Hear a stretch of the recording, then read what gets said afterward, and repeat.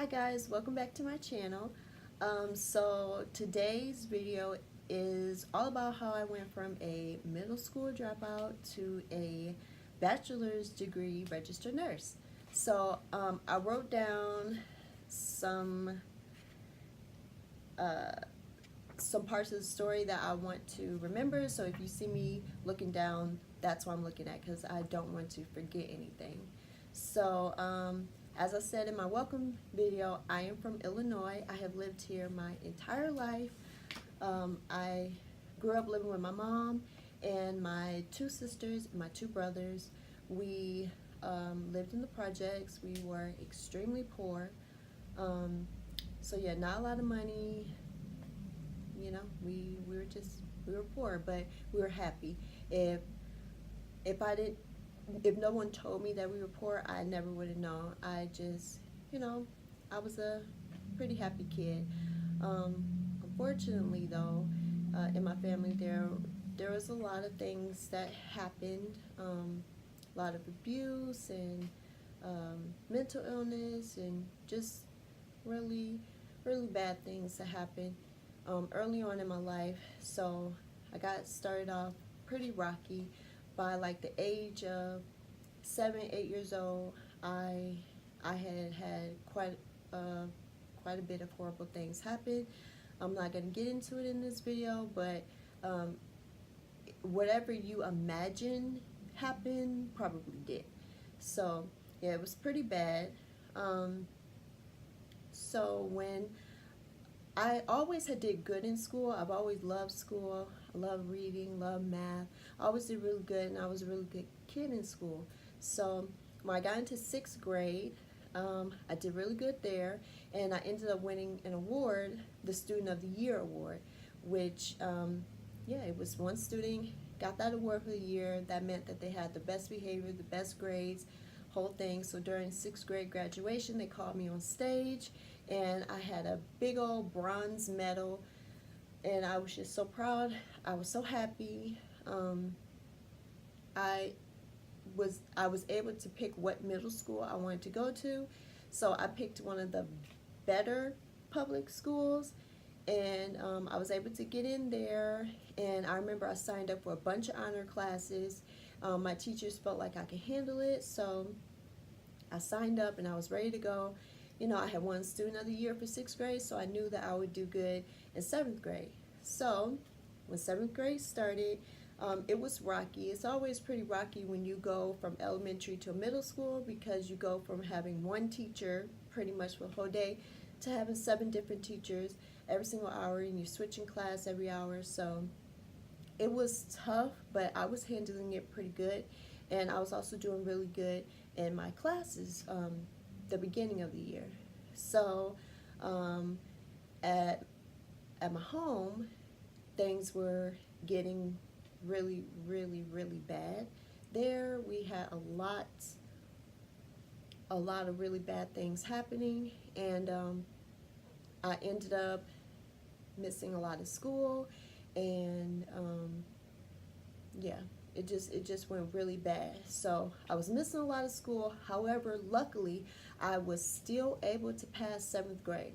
So even though things were really bad in 7th grade, I was still able to pass. So I go into 8th grade already rocky from 7th grade, and 8th grade it just became the worst that it had ever been.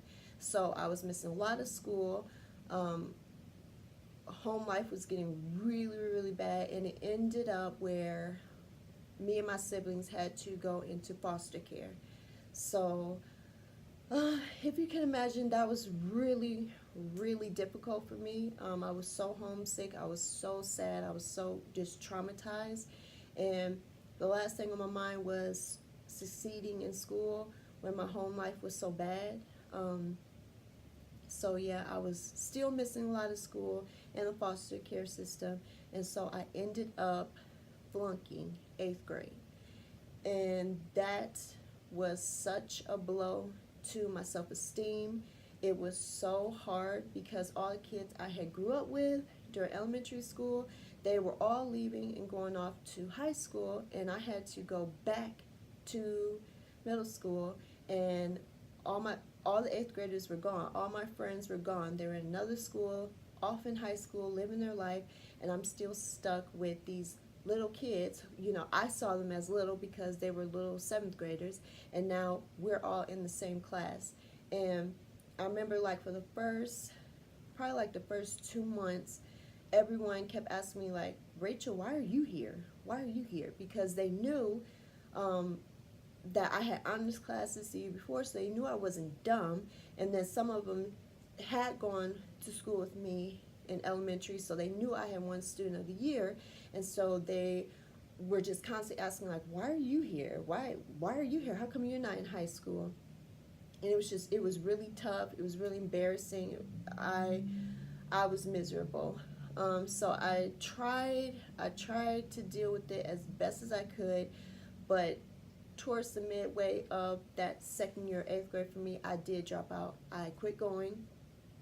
I got in trouble. The cops would come to the house and, like, drop me off at school. They would make me walk to school, which that school was probably about 3 hours away walking.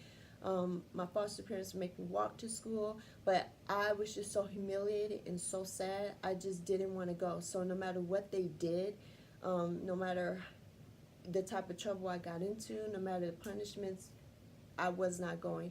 And so I dropped out. I quit going, and I was about maybe like 14, 15 then. I was about 15.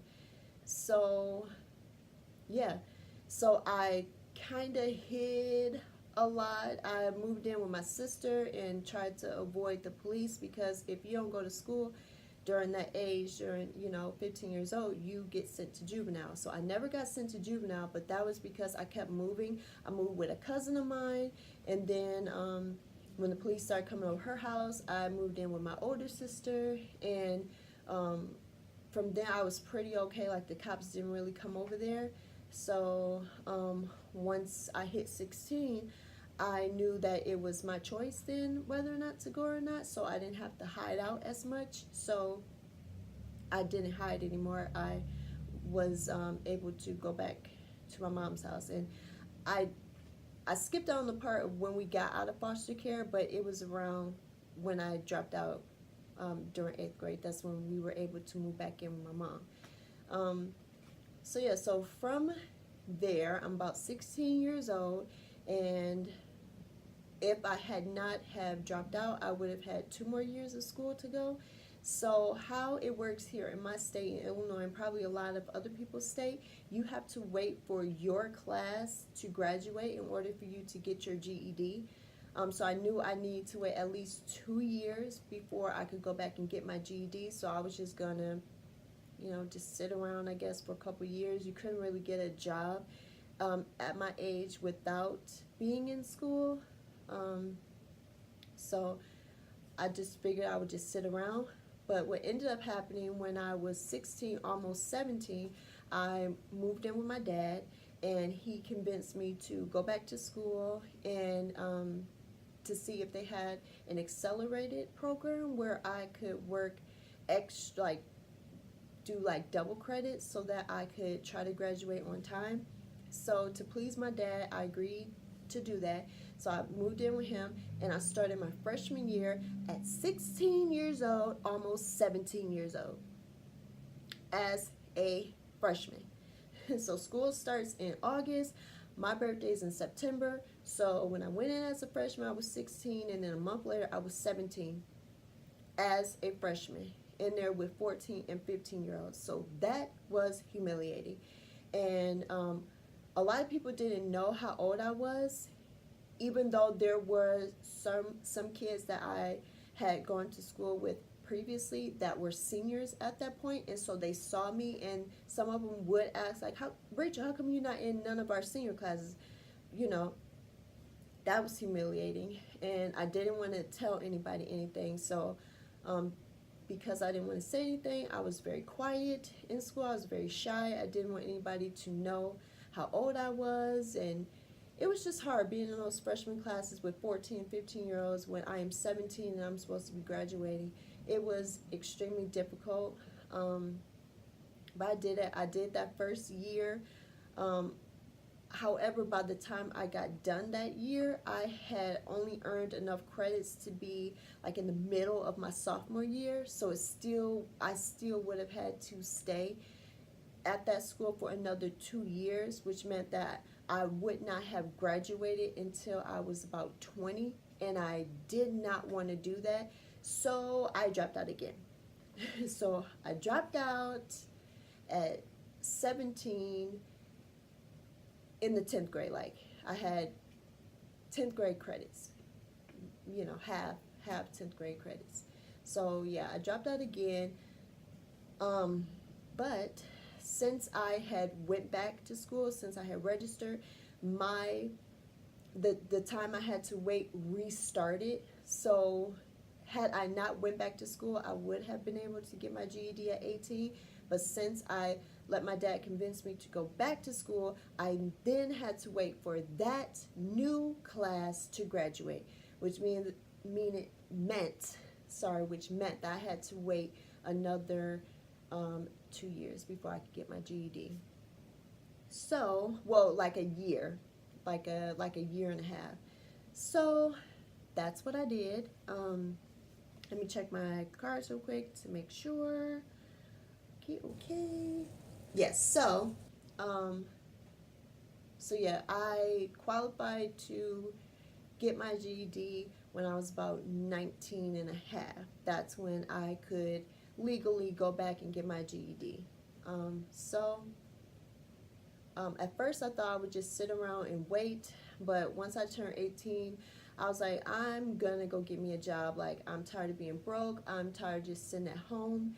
And so I got my first job in a fast food restaurant, and they thought I was still in high school. I never said I was, but they just looked at my age and they saw that I didn't have a diploma or a GED, so they just assumed that I was still in high school. I never told them I was or wasn't, so I just let them believe whatever they were going to believe. And so I worked there, and then about like a year and a half in, that's when I went and got my GED. Now, again, if you remember from the early part, I have always enjoyed school. I love school. I've always done very well in school, so I knew my life was different now, and I knew that my education was back in my control and back in my hands, and so I wanted to really do good. I wanted to kind of make up for flunking that time, and for dropping out both of those times. So that's what I did. So when I got my GED, I didn't take any classes for it. I bought the book, I studied it, and then I went and I took all the tests and I passed. So I got my GED, and I was very happy about that, because so many doors open up when you get your GED. Get your GED, folks. If you don't have a high school diploma, get your GED. It really does open up a lot of doors. So from there, I knew I couldn't get into a university with GED, so I went to a community college. I had always wanted to be a nurse, and so that was the path that I chose to go on. So I signed up for a community college, and I took all the prerequisites to the nursing program. And again, like I said, since I like school, I wanted to do the very best that I could. So I got all A's in every single class that I took. And so when I applied for the nursing program, I had a 4.0 GPA, so I easily got accepted in. Once I got into the nursing program, that would be a whole nother video about that whole situation, how that all went. But I got all A's and B's. Nursing program is hard, so there was some B's sprinkled about in there. So yeah, I got that, and then I got my nursing license in 2011, and then I decided to go back for my bachelor's in January 2016. I was able to get into a university based off of my grades from my community college. I had like a 3.8 GPA, so I got accepted into the university for my bachelor's, and I graduated with that degree in April of 2018 this year. I got all A's in every single class. Again, just trying to prove to myself that I'm not dumb, but just that life sometimes is really hard. So I got all A's in my bachelor's program, and so now I do have my bachelor's degree of science in nursing. And yeah, so that was how I did it. The big thing that that I left out, how I was able to do it, was and is God. God is the only reason that I was able to do all that. He is what gave me my motivation, my strength, my courage to do it and to keep going. You know, as I said, I'll make other videos about what happened, kind of what happened with my other siblings, the kind of path that they took. But for me, I definitely would not be where I am today or have the success I have today if it was not for God. He truly is how I did it and how I keep doing it. And yeah, without him, I would not have done any of it. I would not have been motivated enough to do it. I would have, no, I just would not have been able to do it. So yeah, so that is how I went from a middle school dropout to a BSN registered nurse. It is very doable. All things are possible with Christ. I promise you, he really, really can help you get to any goal that you want. As long as he wants it as well, as long as both of your wheels are aligned and you want what he wants for your life, it is all possible. So yeah, I will in the future make another video about how I got through each of those nursing programs and the lives of my siblings, like how we all started off in a destructive path, but how once I put God into my life, how I got on a different path. I will make videos about that. And yeah, I hope you enjoyed this video, and I hope that you have found some parts in there that can motivate you or others, and to help them chase their goals. But yes, thank you for watching the video. Make sure to subscribe to my channel, hit the notification bell to know when I upload again, and God bless. Bye.